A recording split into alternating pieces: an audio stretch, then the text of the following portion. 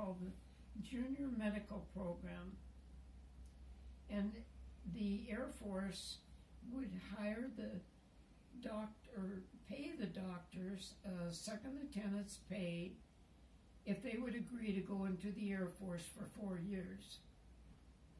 Well, that sounded wonderful. You know, we've been living on my salary, and Bob working in the summers to try and, you know, earn the money for, he had scholarships, Yeah. but he still had to buy all the books and this and that. And food and It was hard. And anyhow, they offered you a second lieutenant's pay for going for 4 years. An awful lot of the doctors did that in med school, and Lyle did it too. And then they all went to San Antonio to take flight surgery training. yeah. And at, was it Lackland? No, not Lackland. Not Fort Sam Houston. Anyhow, another one that was Air Force. And so we moved down there when I was pregnant with Sherry. In fact, she was born there, and we left there to go to New York when she was 2 weeks old. Wow. Yeah. So anyhow, we did that, and but before that, we were in New York after Texas, San Antonio. Then you went to your base that they assigned you to, and they assigned us to Newburgh, New York, and Lyle was supposed to go to one in Minnesota or something, and then we were supposed to go to another one, yeah, and while I was in the hospital, they changed his orders and sent us to New York. So they were still friends and still call each other once in a while. And then they got saying, what are you going to do when you get out of the Air Force? I don't know. Try to find a place to practice. We both had the same idea there. And so then we met back here in Nebraska. They lived at Sutton, and their parents did, I mean. So we met back here at Christmas one time, and went, first of all, they wrote to, maybe the city council or something, or the mayor or whatever, asking if there are any places in Nebraska that could use 2 doctors. You know, 1 doctor, sure, but were they big enough to handle 2 doctors? And not having them pay it, but would their town support 2 new ones? And we went to Shadron out there. We liked that real well and they had a big dinner. You know, it's just like rush season. You know. Yeah. Anyhow, you went out there and we went to the dinner, and they were talking about, you know, the ranchers never leave the house without their snake bite kit. Went back to the motel, and I said, Mom, snake bite kit? Ah. We have 3 little kids, or 3 little kids. I don't want to be dealing, Right. you know, with snake bite kits. That's terrible. But the town and everything and the people were lovely. Mm-hmm. And so we went there, and we went here, and I don't remember where all we went that time in December. And so we finally decided that maybe Crete would be not too bad because it's close to Lincoln, and it has Doane College, so you can get a little bit of, finer things in life between here and Lincoln. Mm-hmm. And because out at Shadron, the ladies said, well, most of the people to go shopping, you know, for clothes and stuff, just go into Denver. Oh, wow. Who wants to go to Denver? I didn't. But anyhow, so and Lyle's parents lived in Sutton. Bob's parents lived and mine lived in Columbus. So they were in the kind of the eastern part of the state, both of them. And so we decided maybe Crete would be okay. and the people here were so nice. Mm. And even though we didn't have a penny in our pocket, they agreed to stand behind us, and you know, for the banker, and they did, and we paid everybody off, you know, and it was just nice to have somebody think that you were maybe going to be good enough that they would back you, because you can't do it on your own. Yeah. That, I was curious about that, how they really started up the clinic and stuff. Yeah, and of course we didn't have any money at all to buy a house. We rented the house over on Hawthorne there that they had moved off of the lot where they built the clinic. They moved it all the way down the street, across railroad tracks, and put it on a lot over there. But eventually, and there were no houses to rent in town. All the houses were like me, lived in by a little old widow. Mm. All of them. Lyle and Mary finally talked some little old widow into Renting it. going someplace. I don't know how they did it. They ended up buying hers, and we didn't ever do it, but we rented the one that they'd moved off for a while, and then finally I saw in the paper where a house was for sale, 1010 Grove. So I hop in my car and I go down, and I said, Bob, there's a house for sale. 1010 Grove is a 2-story house. It has a front porch. It has a small yard, though. It was a lovely house. It, most beautiful woodwork in that house I've ever seen. Oh. Wow. And so anyhow, we contacted the person, which was the daughter of the little old widow that lived there, and made arrangements, and we were able to buy it. That was our first house we ever bought there, here in Crete. And then, of course, fixed it up here and there. All the time when we used to come to Crete or drive around Crete, that house we were in love with. Oh, really? But it was owned by the daughter of the guy that had died, you know, and she was a teacher out in Chadron, and she only came back in the summertime, but she would rent it out part of the time, you know, and it hadn't been updated at all. But I didn't know that. I was just in love with the house. So anyhow, then finally, no, that wasn't it. Charlie Swingle owned the rendering plant, and he and his new wife didn't have a place to live, and so his wife came up with some rolls she'd gotten somewhere, and Anna Dora, that's the daughter, was there, knocked on the door. This is what her friends told me. Knocked on the door. Well, hello, Anna Dora. I'm so pleased to meet you. You know, I'm Carolyn Swingle. And so Anna Dora asked her in, and in the conversation, would you be interested in selling your house? I'll be damned. Anna Dora didn't do it. Everybody told us, no, that house will go to Doane College, you know. They just knew it would. So anyhow, Swingles ended up with it, and they had Elaine Williams, she's the lady here, as an interior decorator who went in and painted all the woodwork. We loved the woodwork, you know, and this and that, and updated this and updated that, and it was just about done. And when Swingles got a divorce, hey Bob, I heard Swingles got a divorce.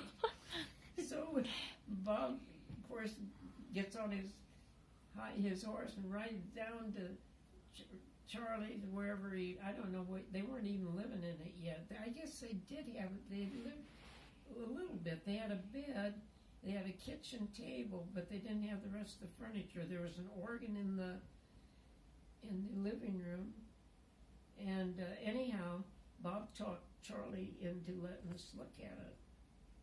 So we looked at it, and the only thing I didn't like was the painted woodwork, but then I walked, we came in the front door, up the steps, up to the second floor, around and so on, came down into the kitchen with all those beautiful cupboards. I turned to Bob, I just went, I didn't want Charlie to hear me, you know, but I thought it was, I loved that kitchen. Mm-hmm. Those are St. Charles cupboards, the best you can get. Mm. And so anyhow, Bob kept working on Charlie, and every day when Bob would come home, and he heard anything from Charlie, well, we can't agree on a price. Charlie wanted more, you know, but by today's standards, it was nothing. Mm. And so anyhow, finally, Bob came home this one day, and Charlie's agreed to sell it to us. Wow. When? We meet him at the lawyer's office, like in the next day or something. So we went down there, and just like that, we had the house. Oh. Talk about happy. Oh my But God. it was so big, you know, and I can still remember, you know, sleeping in the bedroom, walking down the steps, looking at the kitchen, and thinking, this is ours. This is ours. It It's just didn't surreal, seem huh? possible. Yeah. Yeah. Wow. How old were the kids when you moved in The there? kids, that was in 68. No, yeah. Okay.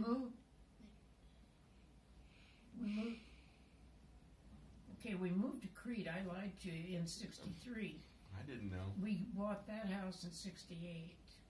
Okay. In the meantime, we rented a year and then lived at the 1010 Grove. And then from 1010 Grove, moved up here. And Lord mercy, I had no trouble selling 1010 Grove. Mm. I happened to be, I think it was a Safeway store then, and knew the manager, and walked in, and we always talked, you know. I said, hey, you don't know anybody who wants to buy a house. Whose house? And I said, our house. Well, I might. Cheryl, his wife, Cheryl just loves that house. Just like that. So, I remember them sitting on the sofa in the living room over there, and I always kept records like how much the utilities were, and I got my book and showed him what the utilities ran, you know, and this and that, other expenses, you know, and that was the only time we talked. He bought it. Wow. Yeah. That was quick. You guys making real estate look and sound so easy Yeah. But if you're patient. if you're patient, but that's the first time, you know.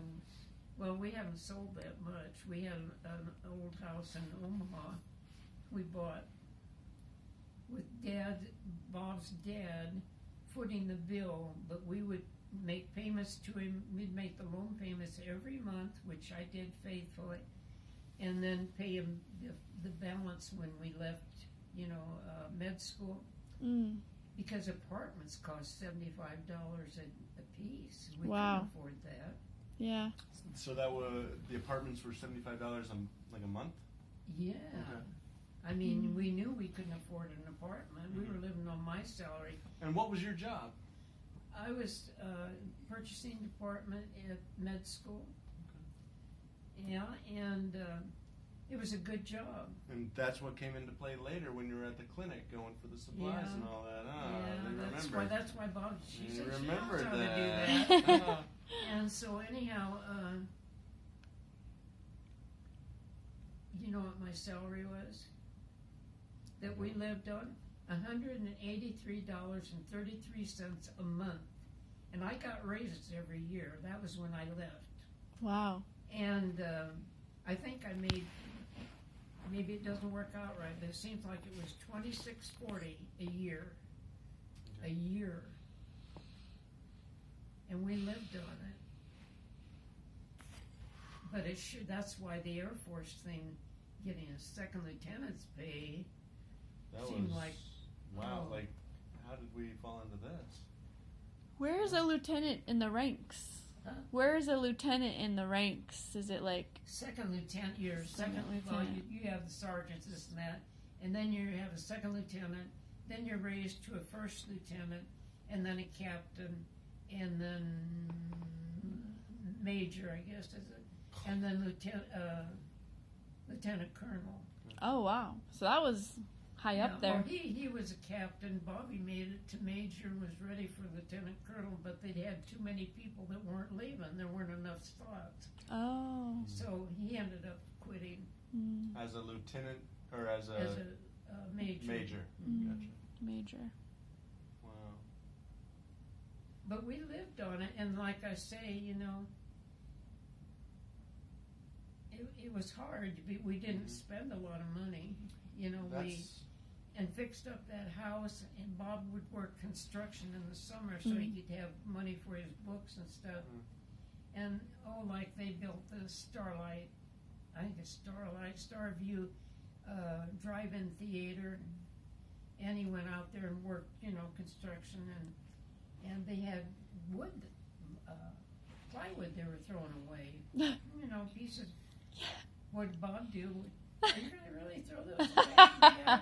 So he brought them home. We made our kitchen cupboards out of these pieces of plywood. Oh man, that's awesome. And we were just a little short on one piece to finish.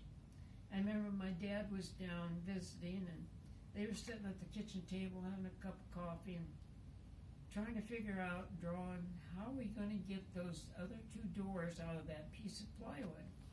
Mm. Bob had to have them out of that piece. So my dad says, well, I know. Bob says, well, what? What are you going to do?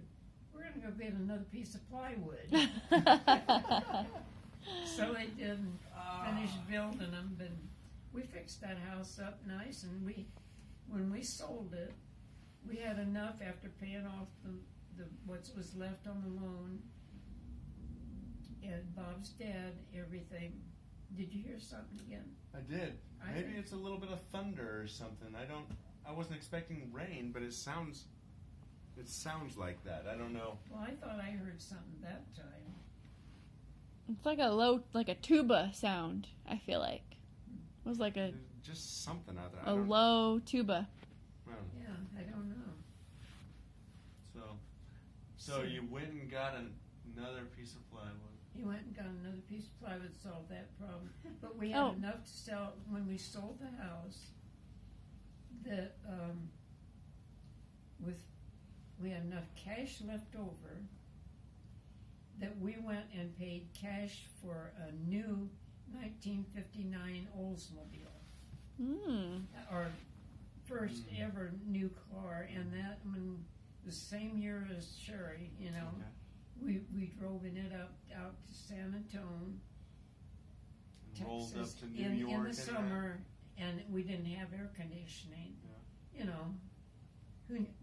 We'd never had a car with air conditioning, so we didn't have it. But we had that car still when we moved to Crete, In six. and it was still runnable. It was a good car, but we had, as before, we had all the garages. We had too many vehicles around, and we had another Oldsmobile, and then we ended up getting a wagon, and so he moved the 59 Oldsmobile over to the farm behind one of the buildings. Mm. Well, that was fine until somebody decided to use it for target practice. Oh no. So we ended up giving it to some guy to take it out of there, but we drove it over there. It was fine. Yeah.